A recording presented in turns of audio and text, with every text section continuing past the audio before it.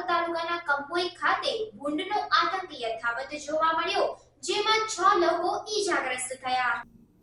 દાહોદ જિલ્લાના ઝાલોદ તાલુકાના કંબોઈ ગામે વહેલી સવારે ખેડૂતો પોતાના ખેતરોમાં કામ કરતા હતા। તે સમયે અચાનક ભૂંડ આવી જતા ખેડૂતોમાં અફરાતફરીનું વાતાવરણ સર્જાયું હતું। આ અચાનક કરાયેલ ભૂંડના હુમલામાં 6 લોકો ઈજાગ્રસ્ત થયા। ખેતરમાં કામ કરતા 6 લોકો ઈજાગ્રસ્ત હતા। તાત્કાલિક સારવાર અર્થે દાહોદ ઝાયડસ હોસ્પિટલ ખાતે ખસેડવામાં આવ્યા હતા।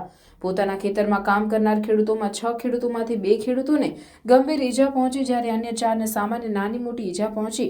6 વ્યક્તિ સહિત ખેતરમાં ઉભેલા 3 પાલતુ પશુઓ પર પણ ભૂંડે હુમલો કર્યો। ભૂંડના ત્રાસથી ગ્રામજનોમાં ભયનો માહોલ સર્જાયો।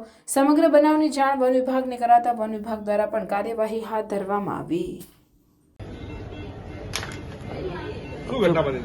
અચૂક સવારમાં આવ્યું કાળો કોળ ટીપકાવાળો, તકનો હુમલો કર્યો, પછી પાડી દીધા। પછી બધું ડરી ગયો।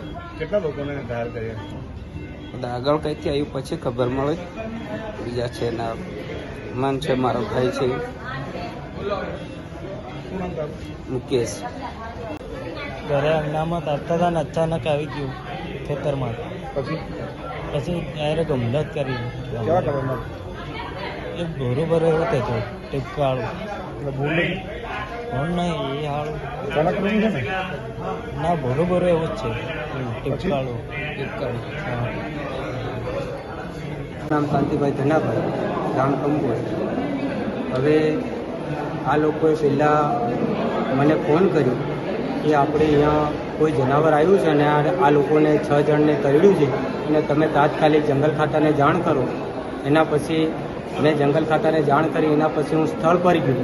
સ્થળ પર જઈ તપાસ કરી તો બધાને વધારેમાં વધારે જે નુકસાન થયેલું છે નૃસિંહ દીતા અને શમસુ માનસિંહ ભાભોર, એમને વધારે નુકસાન થયેલું છે અને જંગલ ખાતાને જાણ કરી કે હવે આને ગમે તે ઇલાજ કરો। તો જંગલ ખાતું ઝાયડસ હોસ્પિટલમાં આવેલું છે। આપનું નામ? કાંતિભાઈ ધનાભાઈ મુનિયા।